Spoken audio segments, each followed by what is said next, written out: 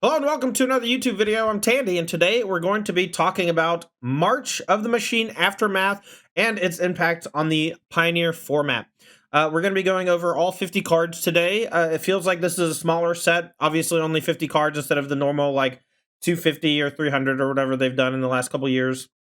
A big emphasis on characters as well as their impact and like how the plane of every place looks after getting obliterated by a Phyrexian army or getting kicked out and it's the aftermath of war, right? So many of these cards are planeswalkers in legendary form because they have lost their spark.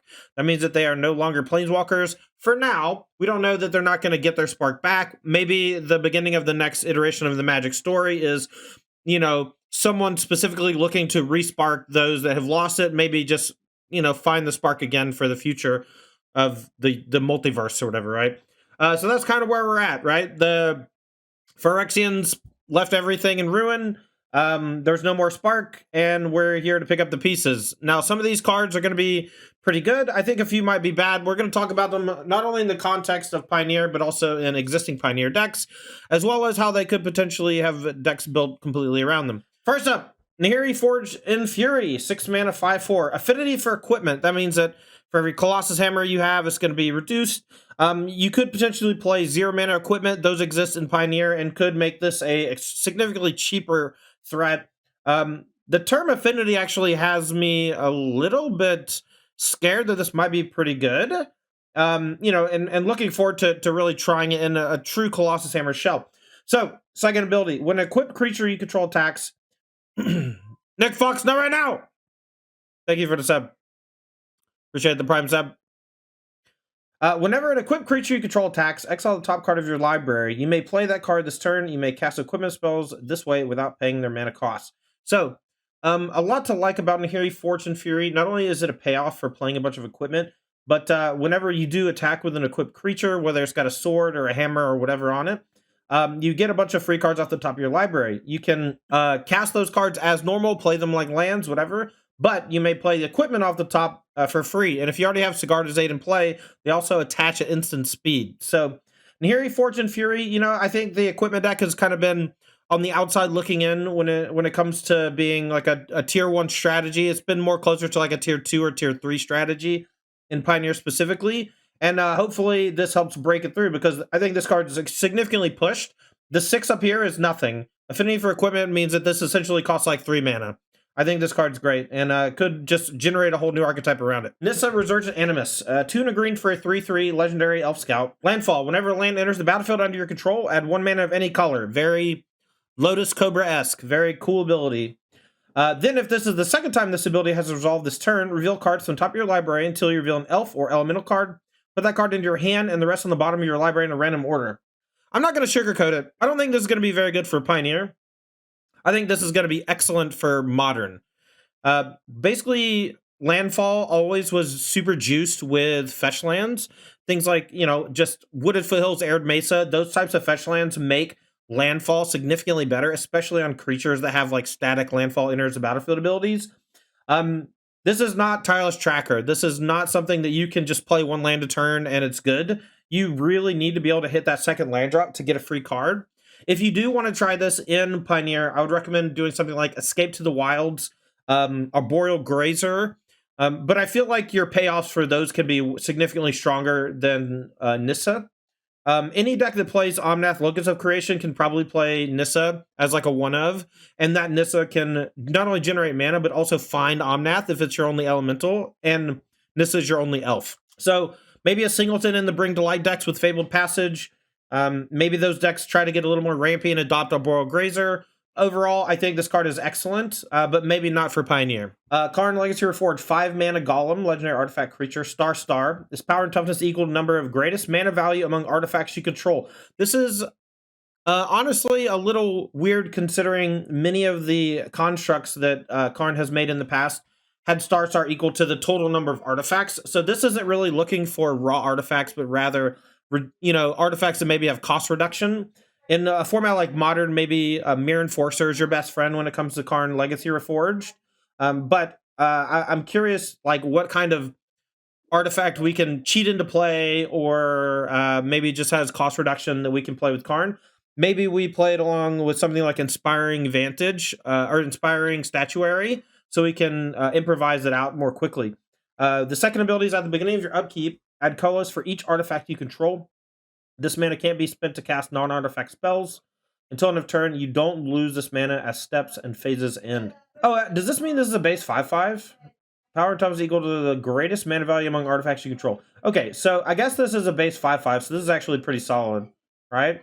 It's a secret 5/5. I thought it said other at the beginning, so you know, this is a big mana battery, right? Like, I guess we do play this in a deck with a ton of just like cheap artifacts.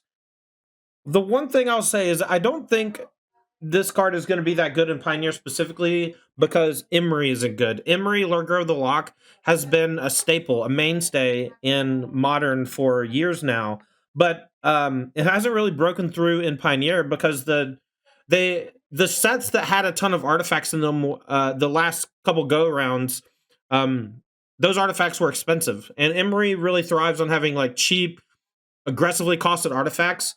And in Modern, that stretches all the way back to original Mirrodin, which is just chock full of broken, cheap artifacts. And even Scars of Mirrodin, but both of those sets actually missed Pioneer by just like a year or two. And so I don't know if Karn Legacy Reforged will be that great for the on either side, right? The mana generation or the power toughness. It's certainly an interesting card, but I honestly don't really know what to do with it. The colorless kind of makes me feel like we should be trying like an Artifact Eldrazi deck, perhaps. That seems like it could be pretty sweet. Karn can cast Eldrazi. Beginning of your upkeep, add... Oh, you can only use it to cast non-artifact spells. Or you can only use it to cast artifact spells. Okay, so they're Power Stones. So basically, Karn makes Power Stone mana, right? So you can use it for activated abilities and cast artifacts. So I guess you just want this in just like a pure colorless artifact strategy. Maybe Inspiring Statuary is cool, though, because it allows you to double up on the mana and the artifacts, and the Statuary can let you play Karn for free. And so maybe this is the generation of a mono colorless strategy that's not Eldrazi. That could be kind of cool. I really am unsure what that means, but it does make a ton of mana potentially, and I think that's cool. Sky Sovereign's the best thing? Maybe. Statuary doesn't give improvise to artifacts. Oh, does I thought Statuary said all your artifacts have improvise. Oh no, is it all your spells get improvise? Sorry, let me read Inspiring Statuary. For some reason, I just thought... Okay, so this has non-artifact spells. Non-artifact spells you cast have improvise. Okay, so Statuary doesn't work with Karn. Eldrazi doesn't work with Karn. So what does work with Karn? So this can just be your big mana battery, I guess. It's a base 5/5 for 5, big mana battery. Only casts artifacts, only activates abilities. Probably not good enough in like a Nykthos / mono green strategy. Definitely don't want to be doing that, I don't think. Just don't have enough artifacts. Seems gross with Psy. That's a good point. Maybe there's just like mono blue Karn, and you have Psy Master Thopterus, you have tons of cheap artifacts. Maybe it's just good in like a blue-black improvised deck. You can't improvise with Statuary, but you can use all the cheap artifacts to improvise like Herald of Anguish, things of that nature. Seems okay with Third Path Iconoclast, maybe the Saheeli Sublime Artificer, right? Just those things are all artifact synergies that seem nice. Kiora Sovereign of the Deep, 5 mana legendary Merfolk Noble, 5 mana 4/5 with Vigilance and Ward 3. Whenever you cast a Kraken, Leviathan, Octopus, or Serpent spell from your hand, look at the top X card of your library where X is that spell's mana value. You may cast a spell with mana value less than X from among them without paying its mana cost. Put the rest on the bottom of your library in a random order. So all your Krakens, Leviathans, Octopi, and Serpents gain essentially Cascade. I would have to literally do a Google search to figure out if there were playable Krakens, Leviathans, Octopi, and Serpents. My gut instinct is that Changelings or in general the Changeling spells would make this maybe potentially broken in Modern by letting you play 2 mana things that can cascade into the zeros, and those are your only hits. So maybe there's something there for that. But until I look at every Kraken, Octopus, Serpent, and Leviathan, I don't think we can really figure this card out. My guess is that this card is not very good. That's my guess. It's either completely broken or not very good. I don't think that there's an in-between. It's kind of expensive in what it does. Ward is interesting. Vigilance is whatever. But, like, I don't know. Big Timmy vibes or whatever. A fan favorite, but never really breaks through. I'm not sure why, but Calix Guided by Fate. Green, white, and 1 for a 2/2. Human Druid, legendary enchantment creature. As Constellation, whenever Calix or another enchantment enters the battlefield under your control, put a +1/+1 counter on target creature. That's kind of an interesting ability because the Constellation effects were always really sweet with things like Abundant Growth. It'll be interesting to see if there's like a whole deck that's built around Calix. Enchantment creatures, you know, those were prevalent in the Neo, whatever it's called, Kamigawa Neon Dynasty.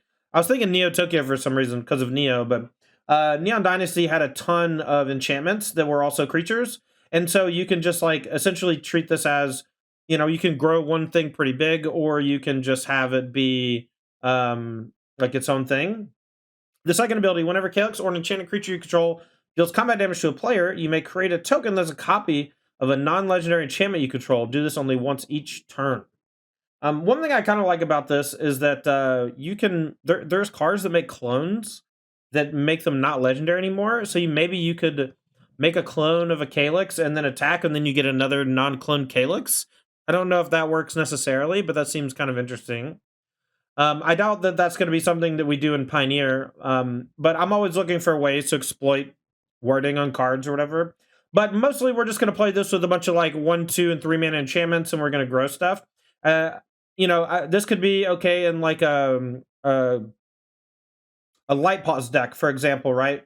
We get permanent buffs on Glade Clover Scout and things like that, while also just like enchanting your creature means that whenever they bash, we get like another Audacity or another Ethereal Armor or something like that. So maybe we play like 2 Calix in the green-white hexproof deck. I think this could be a nice addition to those. Narset Enlightened Exile. This is one I'm very excited about.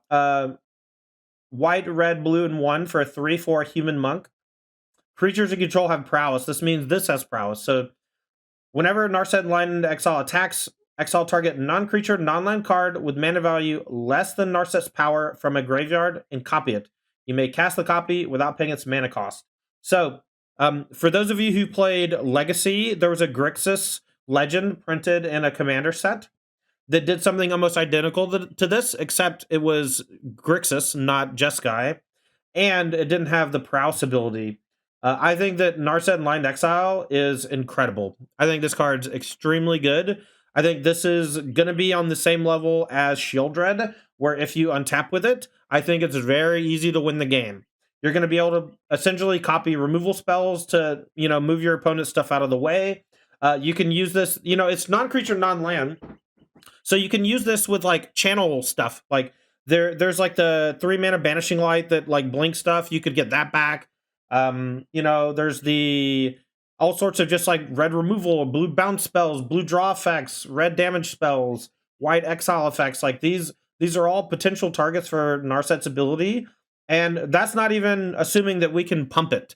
Like there's a chance that we can pump it like 2 or 3 attack. You can also play stuff out of your opponent's graveyard, which means that if they've, you know, used Fable the Mirror Breaker and you killed it or countered it, or something like that, you get to play a Fable for free just by attacking. I truly think that Narset Enlightened Exile is Shieldred level powerful.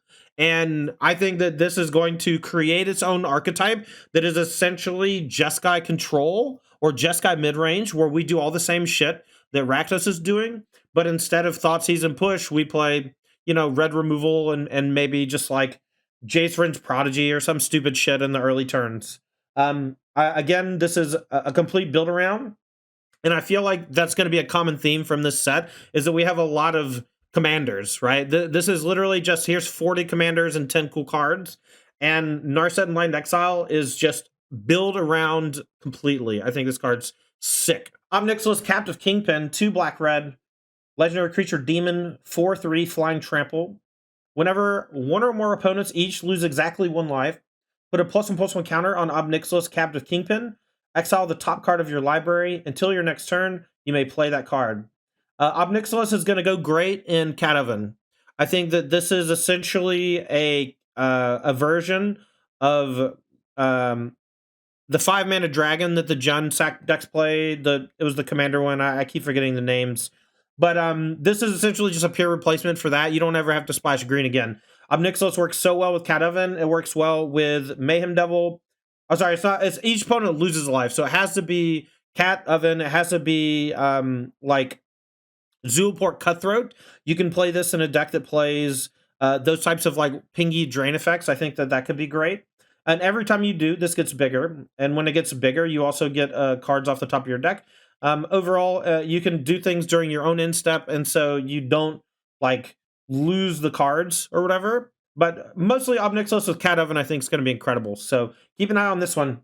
I think that this is going to be the best top end effect for that deck imaginable. Okay, so apparently, I misread then. So yeah, if it works with damage, then it's great with Mayhem Devil, great with Cat Oven, great with Zulport Cutthroat. You want things that just deal 1 damage. Onikol Ambil. All of these are great for dealing 1 exactly. So yeah, this card just seems excellent. Big fan. All right, next up, Samut, Vizier of Naktamun. It's green-red 1 for 2/3. First strike, Vigilance, Haste. Whenever a creature you control deals combat damage to a player, if that creature entered the battlefield this turn, draw a card. So what Samut does is you turn 1 elf, you turn 2, play Samut, attack, hit your opponent, draw a card. As a baseline, that's pretty good. If you also play, Reckless Stormseeker, if you play, Glorybringer, Haste Dragons, Samut could be a nice addition to the Gruul Vehicles decks. It's competing with Miglaws, which is pretty huge right now.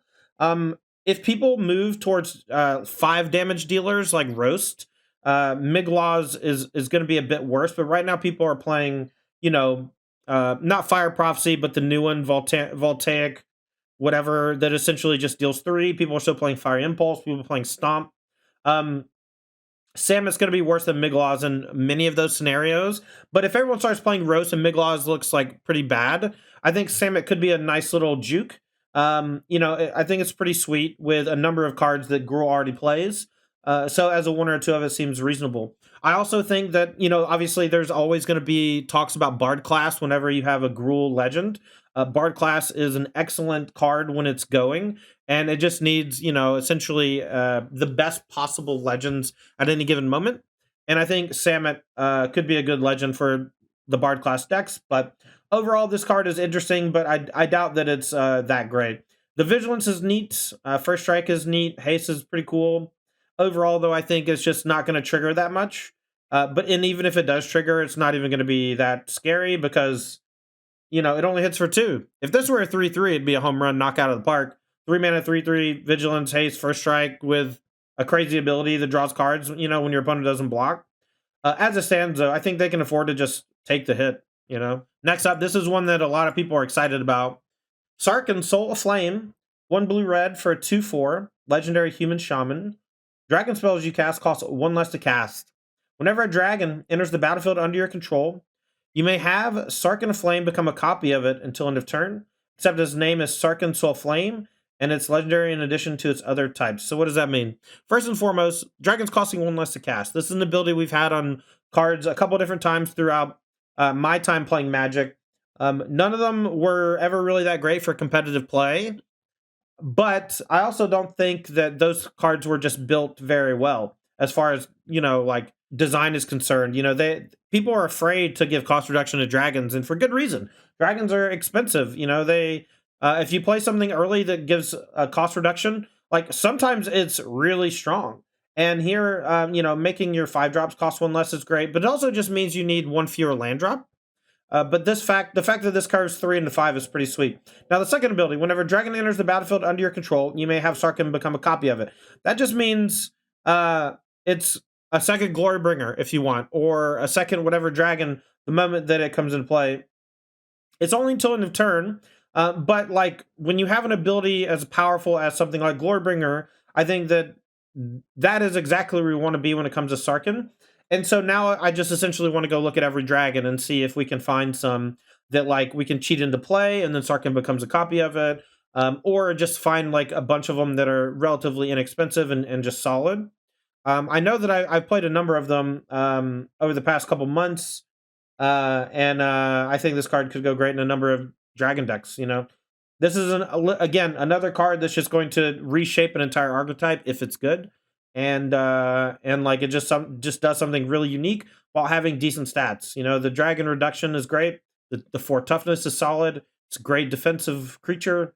And that's exactly the type of thing you need in a dragon deck. You need something that bridges the gap between the early turn and when you can cast your 5-drops. And Sarkhan just seems like a great bridge, not only defensively, difficult to kill, but just having that reduction is great. And an immediate punish with something like Glorybringer when you do hit the curve perfectly. Next up, Tyvar the Bellicose. 2 black-green for a 5/4, Elf Warrior Legend. Whenever one or more elves you control attack, they gain Death Touch until end of turn. Each creature you control has, whenever a mana ability of this creature resolves, put a number of 1/1 counters on it equal to the amount of mana this creature produced. This ability triggers only once each turn. Okay, so essentially, all your elves... Okay, the one thing I don't like about this card is that it's not retroactive. When this card comes into play, there's no benefit to your creatures that were tapped to cast this. That means that, this is not really like Convoke. This is more like you play this and then anything you do in the future gets kind of juiced. I don't really like either of these abilities. I think the first one, elves aren't really known for just like being aggressive and attacking. They're more known for critical mass, doing lots of mana ridiculousness, and then spraying the board with like a bunch of 1/1s and 2/2s. In this scenario, I don't think the first ability is that relevant. And the second ability is like whenever you're tapping your thing for mana, it gets bigger. But like, who cares if your thing is bigger if it's tapped? Like, it's not blocking, it's not attacking. The buff does not seem immediate or particularly useful.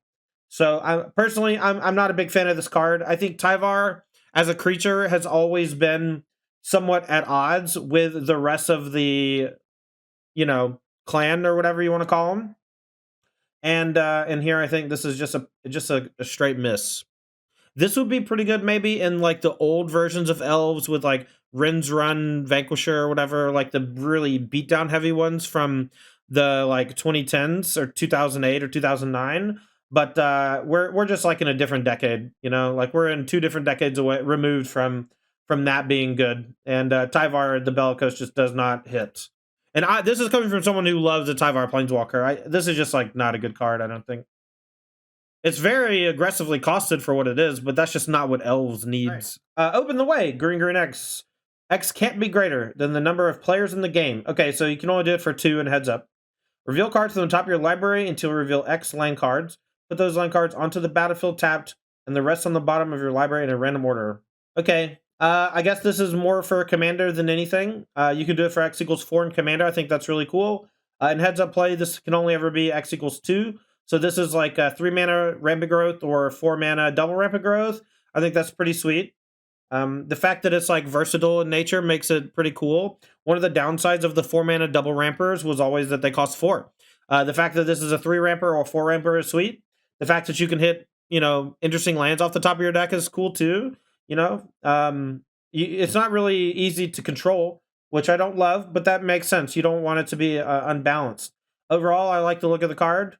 I don't know how much play it's going to see, because the de facto deck in Pioneer is Mono Green Devotion, but this seems like a really fun card for a number of other formats. Next up, Urborg Scavengers, another non-legend that seems pretty sweet.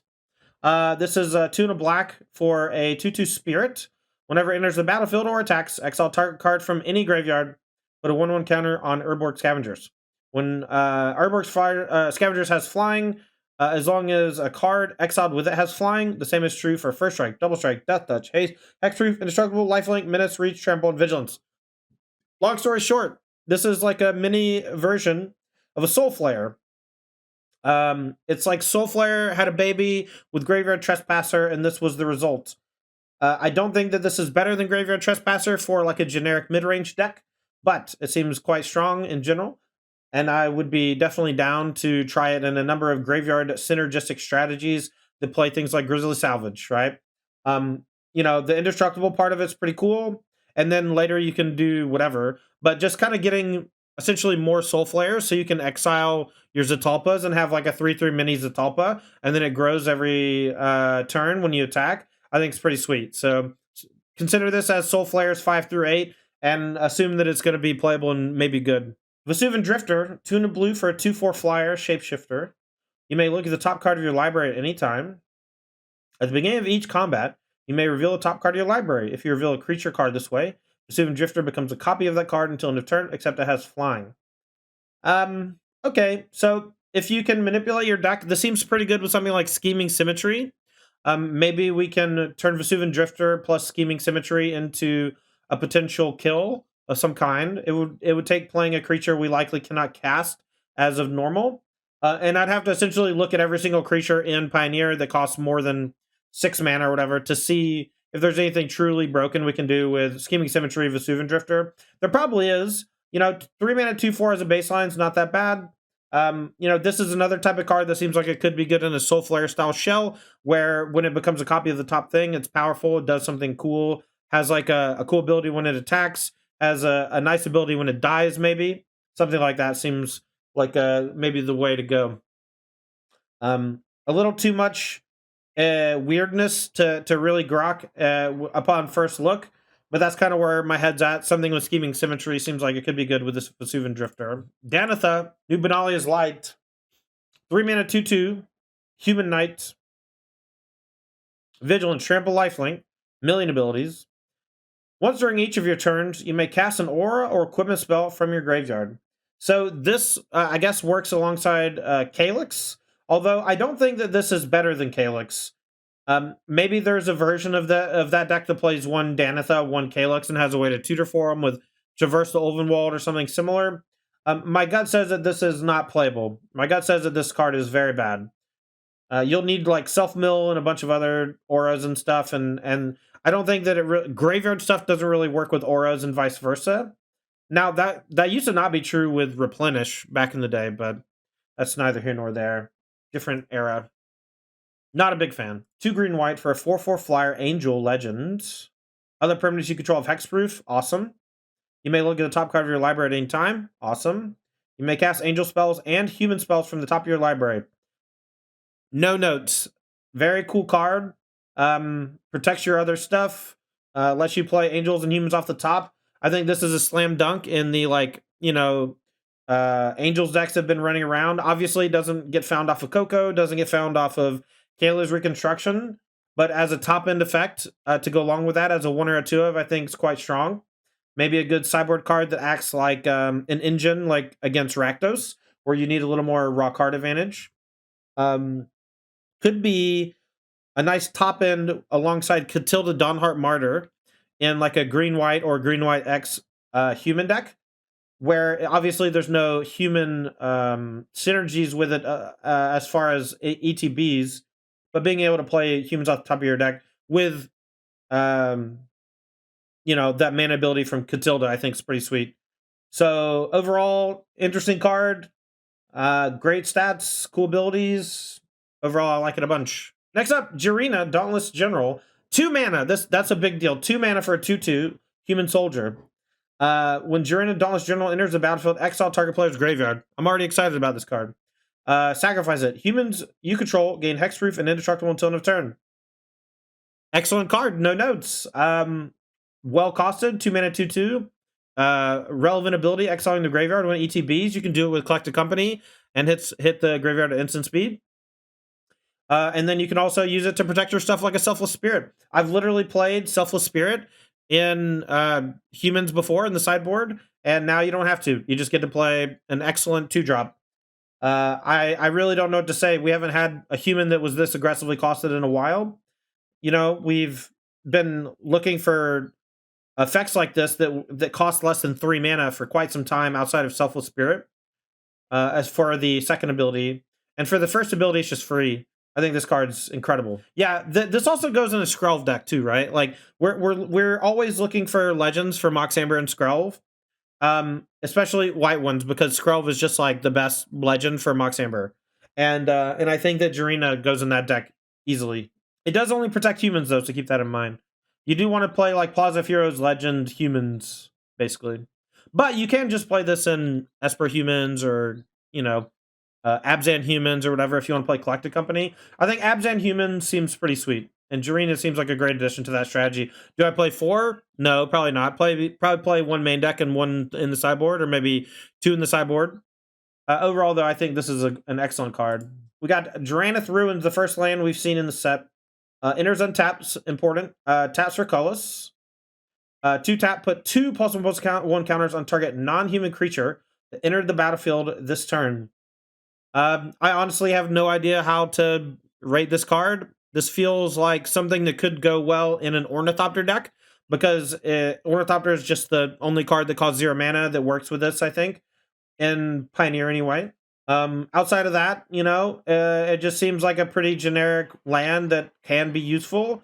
We've seen this type of effect in the Eldrazi sets before, and they never really made a huge impact. Oran Reef, you know, the colorless one and the green one, I've played both of them, and they're okay. This one seems a little heavy costed, but it doesn't enter tap, so it seems like it's a low opportunity cost. So I think that perhaps in like a heavy artifact deck or even a colorless deck, this could be quite strong. Yeah, good with scales as well, but only like if you're heavy on artifacts. So like mono green with a couple of these seems okay. But I wouldn't play this in like a 2 or 3 color deck. It's just too inefficient. Ayar's Oathsworn. This is not a legend. Black and 1 for a human knight. 2/2 menace. When Ayar's Oathsworn deals combat damage to a player, if it has fewer than 4 +1/+1 counters on it, put a +1/+1 counter on it. Then if it has exactly 4 +1/+1 counters on it, search your library for a card, put it into your hand, then shuffle. I have no idea how to evaluate this card. If you can put this in a hardened scale style deck, it can start tutoring for stuff. I don't know that 4 counters...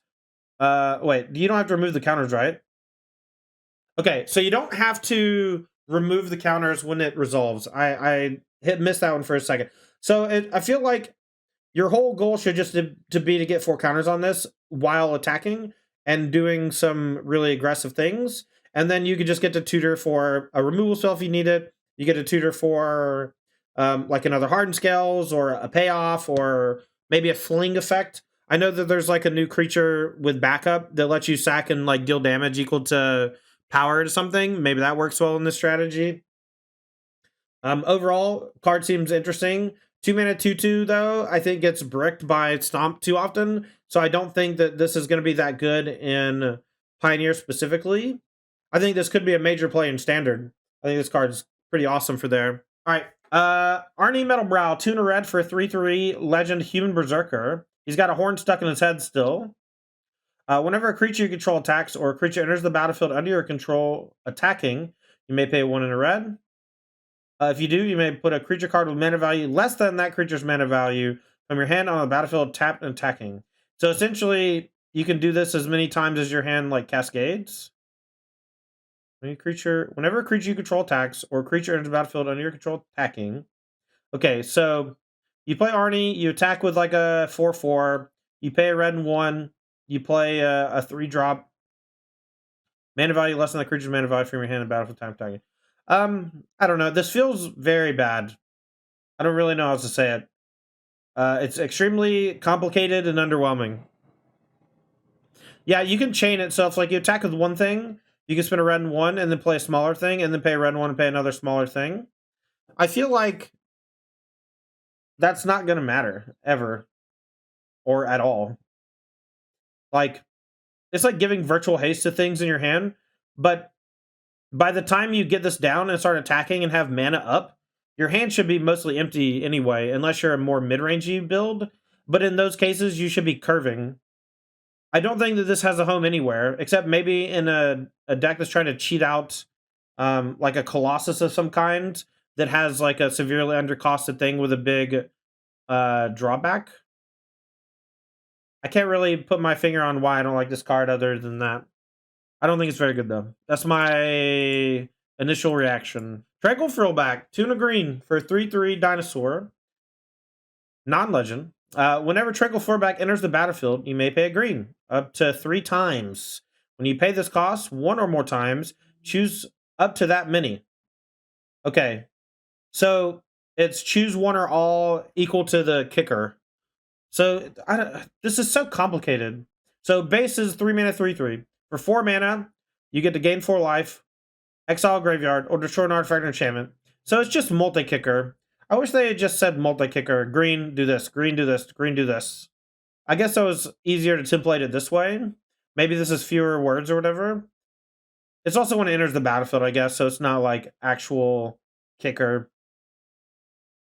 I mean, this is a pretty solid card. Very versatile in what it can do. How many am I going to play in Mono Green Devotion? Probably 2 or 3 in the sideboard. Seems okay. Blowing up an artifact enchantment is great. Exile and graveyard is great. Gaining life's great. This feels like a easy to main deck card in a mono green deck, but mono green is so hard to find space for that I doubt this will even see play. I think the slots are too competitive. All right, next up, Metropolis Reformer, 2 and a white for a 2/3, Flying Vigilance. You have hexproof. Whenever Metropolis Reformer is dealt damage, you gain that much life. Okay, so kind of a cool card. This seems like a really good anti-mono red card. I don't think that's really necessary for Pioneer. There's not a lot of red decks running around. If your opponent hits it with a burn spell, you get to gain a bunch of life, which is nice. It dodges Stomp naturally. It makes it so Thoughtseize doesn't work against you until it's dead. This seems like a nice little hate bear. I don't know. It's also an angel, so maybe it's something the angels can pick up and use. Okay, so as an angel, it seems pretty good in an angel deck as a sideboard card. Pretty good against mono red. I don't know that you need that in an angel deck. As a generic hate bear card, seems solid. The life thing is the most interesting part to me, because if someone plays Blasphemous Act or something, you can just gain a boatload of life. Maybe you want to play this alongside like the Boros Reckoner stuff if you're going to be playing that in an older format or Commander or something. But I don't know. There's heavy competition for this slot in a lot of decks. People don't even play the Polo card anymore, right? Even though that one was like really big for years. And I don't think this is remotely close to that as far as strength is concerned, but it's certainly interesting. UF Hexproof is a nice line of text. Unique, could be good. Next up, Rebuild the City. 3 engended colors, sorcery. Choose target land. Create 3 tokens that are copies of it, except they're 3/3 creatures in addition to their other types, and they have Vigilance and Menace. They are affected by summoning sickness. Okay, cool. So, what lands are we copying with this, other than Valakut, I feel like, Field of the Dead's already gone forever. Time for this type of thing is gone.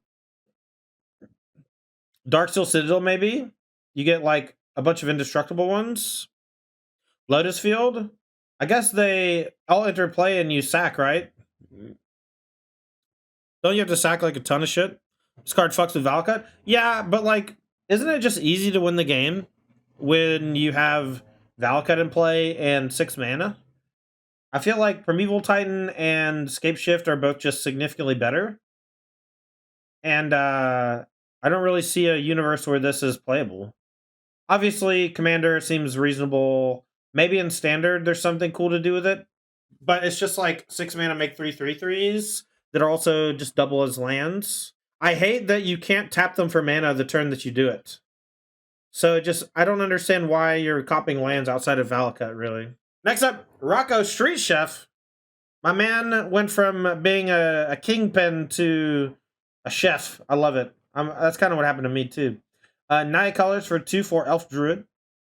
At the beginning of your end step, each player exiles the top card of their library. Until your next end step, each player may play the card they exiled this way.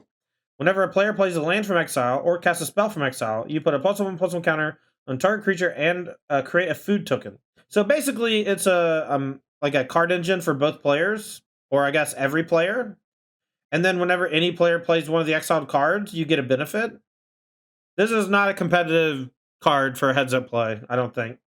I would be very surprised if this saw any play at all in Pioneer. Yeah. Okay, so next up, Nashi Moon's Legacy, Sultai colors for a legendary Rat Shaman. 3/4 with Menace and Ward 1.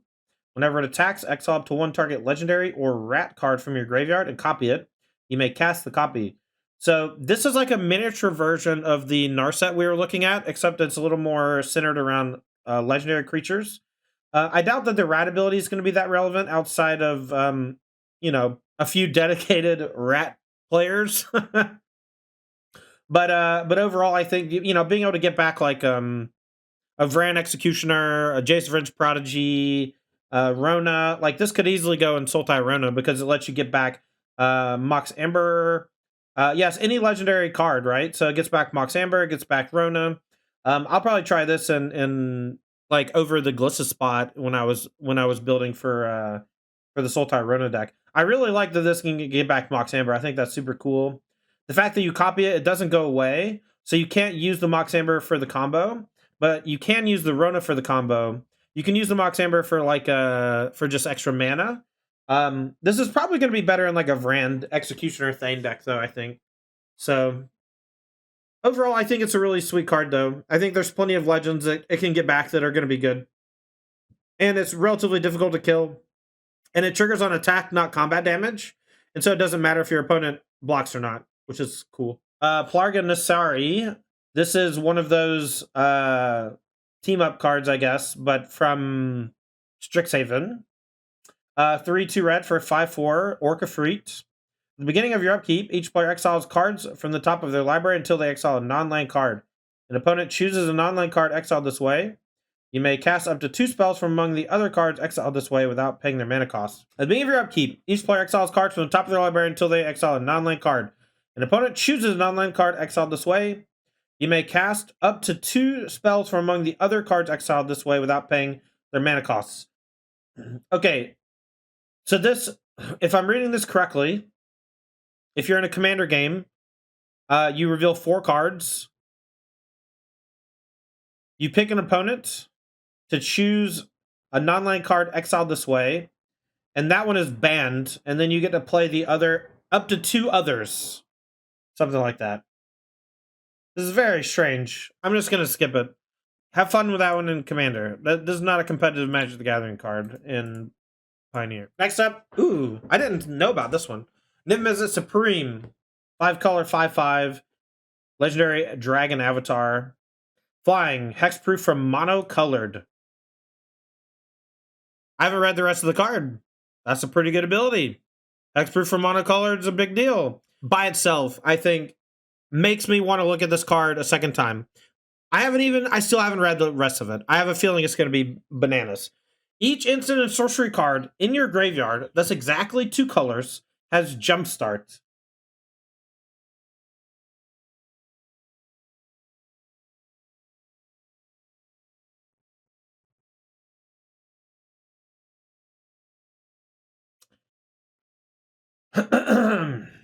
What? I got a new Niv-Mizzet that I'm bringing to life for, I think. It's not protection. It can be blocked by a monocolored flyer. Yeah. Hexproof from multicolor, protection from multicolor is very similar when it's a giant flyer. Obviously, being blocked by random spirits or whatever is annoying. Okay, so each sorcery card in your graveyard, there's exactly 2 colors at Jumpstart. That means Kolaghan's Command has Jumpstart. What I'm excited to see is, are there multicolored cards with Jumpstart that can draw some more cards? Like Urban Evolution seems interesting. You'd probably want it to be relatively cheap, like a 2-drop, you know, maybe like Dreadbore, things of that nature. I think that if you want to play Niv-Delight, you could just play 3 Niv Perun and 1 Niv Supreme, and it's awesome. Like, once you already have Niv Perun in play, Niv Supreme essentially lets you just redo everything again. Those decks want to play tons of lands already, and so you just get to turn your interactive pieces in, like, back into real cards. You know, I think that this card is excellent. I don't really know what else to say. It's very exciting. Yes, Reborn, not Perun. Yeah, sorry. The 5-color Niv. Alright, Niv-Mizzet Supreme, excellent card. Very excited to play with it. Next up, Tazri Stalwart Survivor, 2 and a white for a Human Warrior 3/3. Legend, and white for Mox Amber. Each creature you control has tap. Add 1 mana of any of this creature's colors. You spend this mana only to activate an ability of a creature. Activate only if this creature has another activated ability. Very weird. A lot of words on it. 5 tap, mill 5 cards. Put all creature cards with activated abilities that aren't mana abilities from among the milled cards in your hand. I don't care. Go have fun doing this in another format. I don't, you know, not Pioneer viable, I don't think. Next up, Nahiri's Resolve. 5 mana enchantment, 3 red white. Creature control have +1/+0 and have haste. Cost of haste, pretty cool. Second ability, at the beginning of your end step, exile any number of non-token artifacts and or creatures you control. Turn those cards to the battlefield under their owner's control at the beginning of your next end step. So this is just Yorion every turn. At the beginning of your end step, exile any number of non-token artifacts and or creatures you control. Return those cards to the battlefield under their owner's control at the beginning of your next end step. Okay, so this is kind of like a Yorion chain enabler. You never get your stuff wrathed, but it only triggers on your end steps. And so the creatures that get blinked never get to attack again until you stop doing it. It's not like, so Yorion is like, you blink them and then they come back end of turn. This is at the end of turn you blink them and they don't come back. They don't come back for a full 24 hours, right? Until you reach the same end step again, they don't come back. It's like they blink out for an entire turn cycle, an entire full turn cycle. Very strange card, but I don't even, let's see, I guess you can stack it so you bring them back and blink them again. So you basically just have ETBs that only work during your own end step, and you just do it 1,000 times or whatever. Oh wait, the beginning of your next upkeep. Oh my god, this card's incredible. I don't really know what to say about this card. This card seems kind of messed up. So your stuff never dies to wrath. Your stuff always has haste. It works with tons of blinks and stuff. I don't know. Looks really, really cool. Can be countered? Yeah, it can be countered. Your stuff can still be killed. This is just like an enchantment that does a Yorion chain. And brings them back, but they all still have haste when they come back. It's not good defensively, but it's great offensively. Yorion is usually the opposite, where you're creating chains and then also playing defense. So I can see how this is worse than like a Yorion clone chain. If they use all your stuff, maybe. I think they get I think they gain a trigger or whatever. I don't think you lose it all. I think they still come back on your upkeep no matter what. Good with stuff that makes tokens, leaves tokens, blink your chariot. Yes. Very good with token generators that are permanents. Also, this giving haste to chariot is kind of cool. I don't know what to do with this. It seems okay with like Chain to the Rocks. Oh wait, no. Artifacts and creatures, so you can't do enchantments. Okay, so it's not permanents, it's just artifacts and creatures. So yeah, chariots. Maybe there's just like a Naya Blinky deck that we could do with Yorion and creatures. This works really nicely with Elish Norton, Mother of Machines. This feels like it could be pretty good in maybe a Fire's Invention deck, since the cost of Nahiri's Resolve is the thing that is most prohibitive.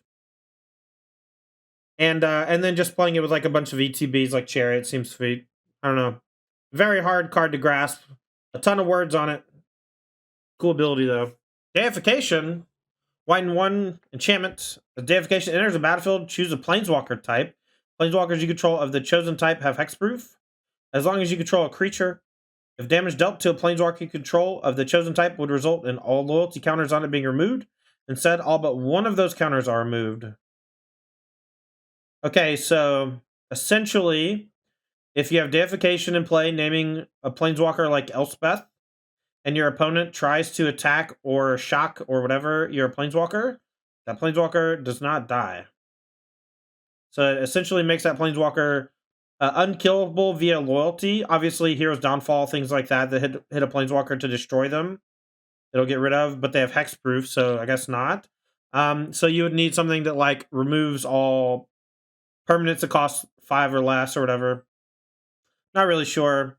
This feels very cheeky. I doubt it's very good, but it's interesting. It's a weird design space that I don't really like. You know, like if you have a Planeswalker in play, the easiest way to protect it is by just like playing creatures to block it. And this is like, you can play creatures and then you don't have to block them. But like, you're just adding another dimension, another layer, and an extra layer of protection that's only good when you're already winning. I just don't think it's that good. There's probably some sort of infinite combo with this, though. This just feels like begging to be broken. So as long as you control a creature, if damage dealt to a Planeswalker you control of the chosen type would result in all loyalty counters on it being removed. Instead, all but one of those counters are removed.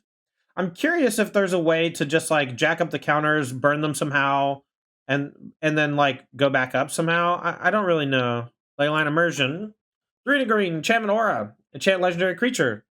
Enchanted creature has Ward 2 and tap, add 5 mana in any combination of colors. Spend this mana only to cast spells.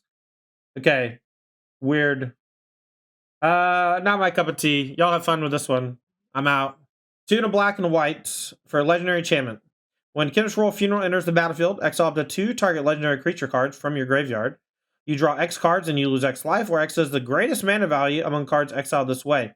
Okay. Exile up to 2 target legendary creature cards from your graveyard. You draw X cards and lose X life, where X is the greatest mana value among cards exiled this way. Okay. Legendary spells you cast cost 1 less to cast for each card exiled with Kindred's Royal Funeral. So this is kind of like a little draw / legendary engine. This reminds me a lot of the way that we used to fight mid-range and in standard with like Outpost Siege. This feels very similar to like Outpost Siege, right? Where like you want something that has like some effect sometimes when you play it, but also has like a lasting advantage. And enchantments rarely have a good ETB and then a good static that like continues on. This is what I would consider this a reasonable static and a solid ETB.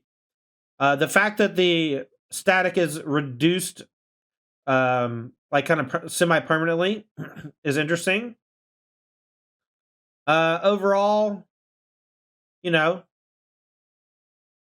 I don't know. Seems interesting-ish. There's a lot of legends. Your stuff dies, their stuff dies.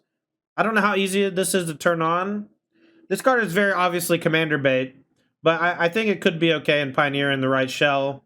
Just a very strange card. All right, Spark Rupture is maybe my least favorite card in the set. Talk about why. So 2 and a white. When Spark Rupture enters the battlefield, draw a card. Each Planeswalker with 1 or more loyalty counters on it loses all abilities and is a creature with power and toughness each equal to the number of loyalty counters on it. Long story short, this is just telling the story of how the Planeswalkers lose their spark. They all lost it. They all become regular creatures again. The only real problem I have with this is that the card itself, as far as gameplay is concerned, is pretty weak. You know, as a hate card, you don't really have the capability to shut down Planeswalkers very easily. And so this is like another way to do that, where as long as Spark Rupture is on the table, your opponent's Planeswalkers don't do the thing that they're supposed to do. That's okay against something like Blue-White Control, for example. But I don't think that it's worth investing a whole card into, like 3 mana. You get a refresh of the card, obviously, but like I'm not putting this in the White Winnie sideboard, even though it seems like it could be good against Blue-White Control. It's possible that there's a Blue-White Control deck that wants this to fight off opposing Blue-White Control decks that want to play Planeswalkers when you have some sort of incentive to not. But I think this card is just quite bad. Jolrael, Voice of Zhalfir. I always loved Jolrael. 2 green and a blue, 3/3. Legendary creature, Human Druid. Beginning of combat on your turn, up to 1 target land you control becomes an XX green and blue bird with flying and haste until end of turn. X is the number of cards in your hand, still land. Whenever a land creature you control deals combat damage to a player, draw a card. A very interesting card. Long story short, this plays a lot like a Nissa who shakes the world, except maybe worse. Definitely worse, but significantly different. It's flying. The problem is that the creature is vulnerable and the land doesn't untap. And so you can't just play this on 4 mana and have it do anything. And I think for me, that's the biggest downfall. If it untapped the land, I think this would be excellent, because you would play this untap, attack, draw card. And you could still do that if you have 5 total mana, one of which is an untapped land. But I don't love how vulnerable this is on the turn you play it. It's only till end of turn too, so all of the things kind of lead me to believe that this is not going to be that good, but it is cool art. Obviously, if you're like solidly ahead, this is a great card because it pushes damage, it fuels itself. All you have to do is essentially have 1 extra mana floating around to get value out of it. But green and blue is not traditionally known for being like involved in burst damage. And in here, I think it's just like providing you with an ability that you can't leverage. And overall, it's just kind of vulnerable and somewhat weak. I would love to be wrong. I would love for this to be like an S tier Magic card, because that means that like blue-green can be aggressive. And if blue-green can be aggressive, then this card has a significant place in the format. All right, Tolarian Contempt. 5-mana enchantment. There's a battlefield. Put a rejection counter on each creature your opponents control. At the beginning of your end step, for each opponent, choose up to one target creature they control with a rejection counter on it. The creature's owner puts it on top of or bottom of their library. This card seems pretty good. I don't think this is the best card in the set. I think this card's significantly better than it looks on paper. The fact, I actually was expecting it to go back to their hand, and then it's top or bottom. Top or bottom makes it significantly more desirable. The beginning of your end step makes it more desirable. Right. Long story short, this card seems interesting. It's a bit expensive. I think this card's incredible for limited. I don't know if there even is limited. Could be really good in standard. Could suck. Not really sure. I like the fact that it puts on the top or bottom of their library. I like that in general it's just a static effect that punishes someone for going super wide against you, and you can like slowly pick apart their board presence. But I doubt that it's going to be like a major player. Next up, Markov Baron. 3-mana 2/2 Vampire Noble with Convoke. I like everything that's got Convoke on it personally. Has lifelink, other vamps you control get +1/+1, and it has Madness.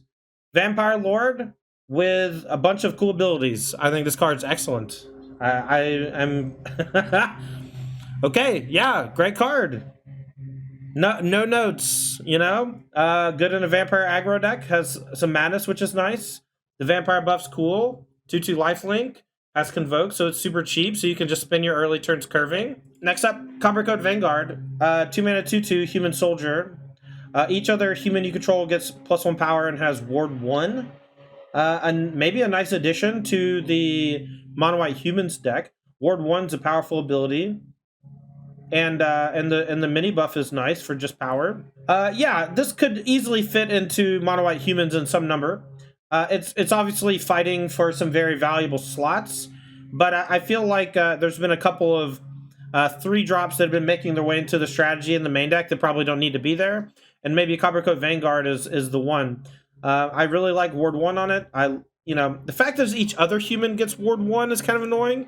I wish it had Ward 1 itself, but if you have enough, powerful 1-drops or whatever, if your opponent spends their removal spell on turn 2 or 3 to kill this, that means they're getting smashed by 1-mana 2/1s. This also works nicely if you play Skrell first, and then you play this later. Obviously, this doesn't pump Skrell or give it ward, but having Skrell protect cards like this, I think, is great. 1 green-white, instant. Choose target permanent card in your graveyard. If it has mana value 3 or less, you may put it onto the battlefield. If you don't put it onto the battlefield, put it in your hand, you gain 3 life. Okay, so Cosmic Rebirth. Green-white 1 instant. Choose target permanent card in your graveyard. If it has mana value 3 or less, you put it onto the battlefield directly. If you don't put it on the battlefield, you put it in your hand. You gain 3 life. A cool rebirth, like a cool regrowth type card. The fact that it comes into play is an instant. If it's a cheap thing, seems really sweet. This is another one of those. I'm going to have to look at every permanent that costs 3 or less to see what the most degen thing we can do with it is. Overall, this type of effect is much stronger on permanents because we can, blink those to permanents. We've seen, Eternal Witness and other formats be quite strong, but it's rare that they bring things back. We had, is it not Night of Autumn? What's the one that has Revolt that brings something back? Yeah, Lurrus brought stuff back. Like, this would be incredible in a Lurrus format because it can bring back Lurrus. Yeah, like, untapped land's great. Gain through life's pretty solid. Getting back an expensive thing and gaining through life whenever you need just like a better permanent's kind of interesting. Overall, I really like the look of this card. Maybe it works nicely in Greasefang. It could be a card you play in Greasefang instead of Can't Stay Away because of the life gain and because it can get back like Chariot and then you can cast Chariot maybe. But yeah, maybe it's worse than Recommission.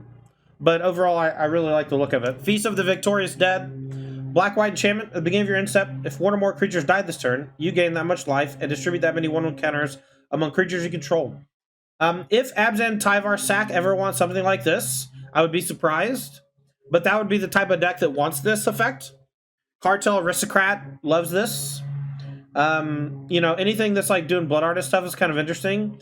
The +1/+1 counters are almost always going to be going on a flyer or a Cartel Aristocrat, and in either of those scenarios, this card's pretty good.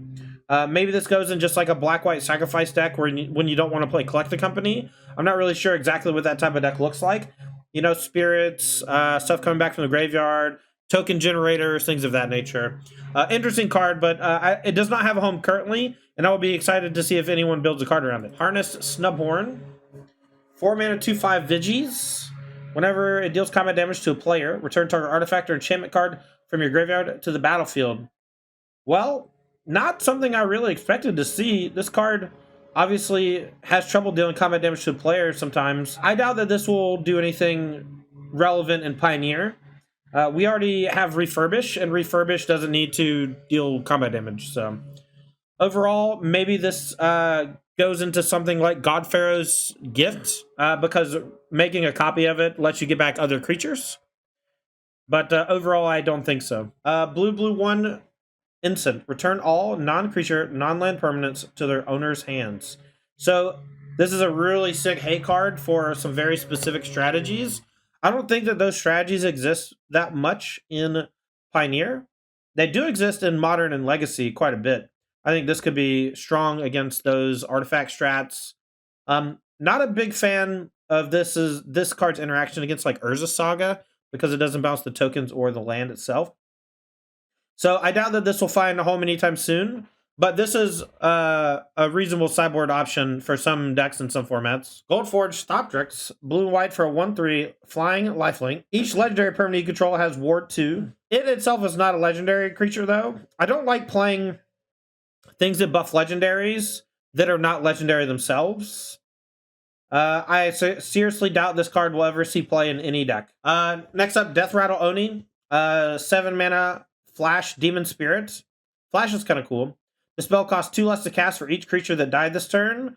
We've seen that type of ability before. It hasn't really been that strong as far as reduction goes, but with something like Priest of Forgotten Gods, it costs 4 less, and then you generate 2 mana. So you can essentially just cast it for 1 black after that. And then when Death Rattle Oni enters the battlefield, destroy all other creatures that were dealt damage this turn. Whatever. Uninterested. Our arrows will blot out the sun. 2 and a black instant. Target opponent exiles a creature or planeswalker they control with the greatest mana value among creatures and planeswalkers they control. So this is very Crackling Doom-esque, right? It just hits their most expensive thing, whatever it is, creature or planeswalker. Not really easy to control. I don't think it'll see much play because edict effects are traditionally not very good. We already have something that exists similar to this and sees no play. Next up, Campus Renovation. Now, this is a card that I saw Bowmat talking about on Twitter, so I think this one could be good. 3 red-white sorcery. Return up to 1 target artifact or enchantment card from your graveyard to the battlefield. Exile the top 2 cards of your library. Until the end of your next turn, you may play those cards. So if we're trying to just put God Pharaoh's Gift or Combustible Gearhulk or Phyrexian Portal to Phyrexia, you know, it's just another copy of Refurbish, but it costs 1 more mana. There's a lot of cards that do that, though. This one offers you 2 cards off the top of your deck. I don't love it. I don't hate it. I don't think it's going to see that much play. Down to be wrong. Down for someone to really break it with enchantments, you know?